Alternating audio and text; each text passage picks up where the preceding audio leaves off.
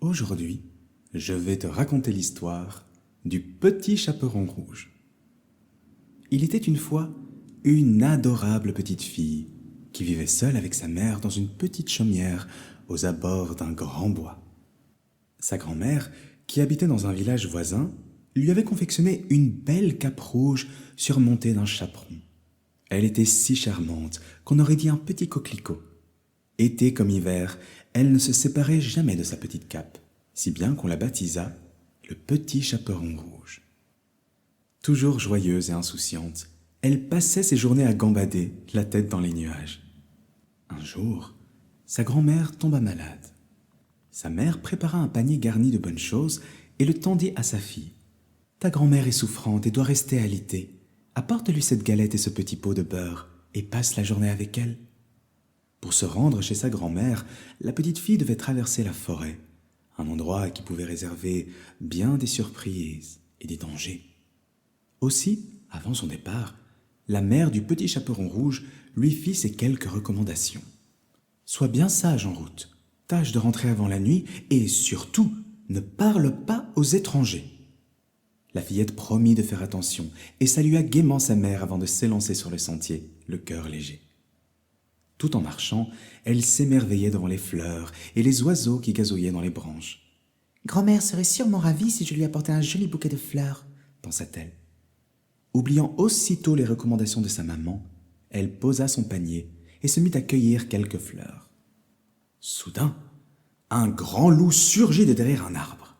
Il avait l'air féroce et semblait affamé, mais, rusé comme il était, il savait qu'il ne devait pas effrayer la fillette s'il voulait qu'elle ne s'enfuit pas. Adoucissant sa voix, il lui demanda « Où vas-tu donc, toute seule dans ce bois, petite fille ?»« Je porte une galette et un petit pot de beurre à ma grand-mère qui est malade, » répondit innocemment le petit chaperon rouge. Le loup la fixa de ses petits yeux perçants et, imaginant déjà le festin qui l'attendait, il se lécha les babines.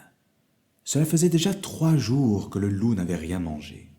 Affamé, il était prêt à tout pour dévorer la fillette. Toutefois, il se dit que son festin serait encore plus copieux s'il la suivait jusqu'à sa grand-mère. Feignant une attitude aimable, il lui demanda d'une voix mielleuse « Ta grand-mère habite-t-elle loin d'ici ?»« Oh oui, sa maison est de l'autre côté de la forêt, » répondit le petit chaperon rouge. « Comme c'est intéressant.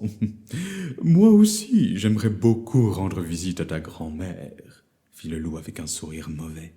« Si tu le souhaites, nous pourrions faire la course jusque chez elle. Toi, tu prendras ce chemin-ci, et moi, je prendrai ce sentier-là. Voyons lequel de nous arrivera le premier. »« D'accord, » accepta la fillette, oubliant toute prudence. Sans perdre une seconde, le loup, qui connaissait la forêt comme sa poche, s'élança à toute vitesse sur le sentier qu'il s'était désigné, sachant pertinemment qu'il était plus court. Pendant ce temps, le petit chaperon rouge, insouciante, avançait tranquillement en prenant 1000 détours.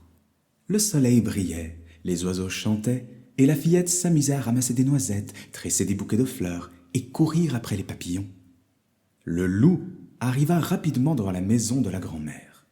Le petit chaperon rouge, elle, était encore loin derrière. Sur la pointe des pieds, il s'approcha de la porte et frappa délicatement. « Qui est là ?»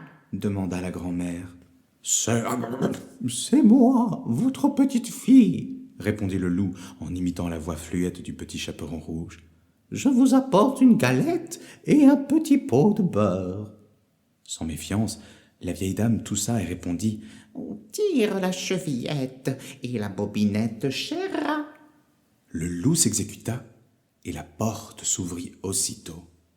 D'un bond, il se jeta sur la pauvre grand-mère et la dévora en un instant.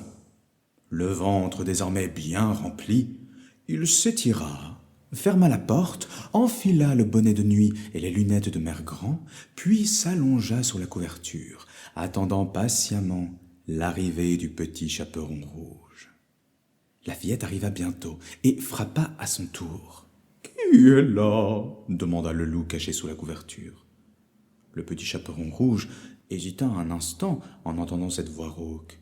Mais pensant que sa grand-mère était simplement enrhumée, elle répondit « C'est moi, votre petite fille. Je vous apporte une galette et un petit pot de beurre. » « Tire la chevillette et la bobinette, cher rat, » murmura le loup d'une voix douce. La porte s'ouvrit et la fillette entra. S'approchant du lit, elle trouva sa grand-mère bien étrange. « Grand-mère, que vous avez de grands bras ?»« C'est pour mieux t'embrasser, mon enfant, » répliqua le loup déguisé.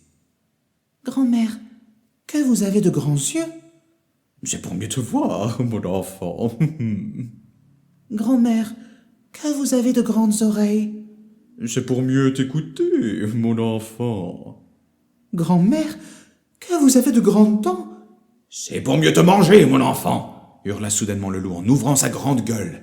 Et avant que la fillette ne puisse s'enfuir, le loup bondit sur elle et n'en fit qu'une bouchée. Repu, le loup s'étira avec satisfaction. Son ventre, rond comme un ballon, il se coucha dans le lit et s'endormit profondément. Ses ronflements étaient si puissants que la maison tout entière en tremblait. Par chance, un chasseur qui passait non loin de là entendit ce bruit inhabituel.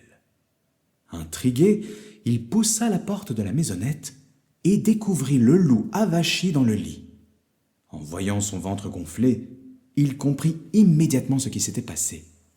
Saisissant son fusil, il s'apprêta à tirer, puis se ravisa. À la place, il attrapa une grande paire de ciseaux et ouvrit délicatement le ventre du loup. Quelle surprise! Le petit chaperon rouge en sortit en s'écriant « Oh, comme j'ai eu peur! Il faisait si noir là-dedans !» Puis la grand-mère émergea à son tour, faible mais en vie. « Ma foi, ça ne sentait pas très bon non plus. » Sans perdre une minute, le petit chaperon rouge et le chasseur remplirent le ventre du loup de grosses pierres. Puis, Mère Grand s'empara d'une aiguille et d'un fil robuste pour recoudre le ventre de l'animal. Quand tout fut terminé, ils se cachèrent derrière un arbre et attendirent. Le loup finit par se réveiller. Pris d'une grande soif, il voulut aller boire à la mare qui s'étendait derrière la maison. Mais à peine s'était-il penché au-dessus de l'eau que son ventre, trop lourd, le fit tomber dans l'eau. Incapable de se hisser sur la berge, le loup coula et disparut à jamais. Satisfait, le chasseur salua le petit chaperon rouge et sa grand-mère et reprit sa route. Grand-mère mangea enfin la galette et le petit pot de beurre, et elle se sentit tout de suite beaucoup mieux. Quant au petit chaperon rouge, qui avait bien appris sa leçon, elle promit de ne plus jamais désobéir à sa maman. Ainsi s'achève l'histoire du petit chaperon rouge, adaptée pour l'heure du conteur d'après un conte des frères Grimm. Si cette vidéo t'a plu, n'hésite pas à la liker et à t'abonner à la chaîne afin de ne manquer aucune de nos excursions dans le monde merveilleux des contes, des mythes et des classiques de la littérature. À bientôt!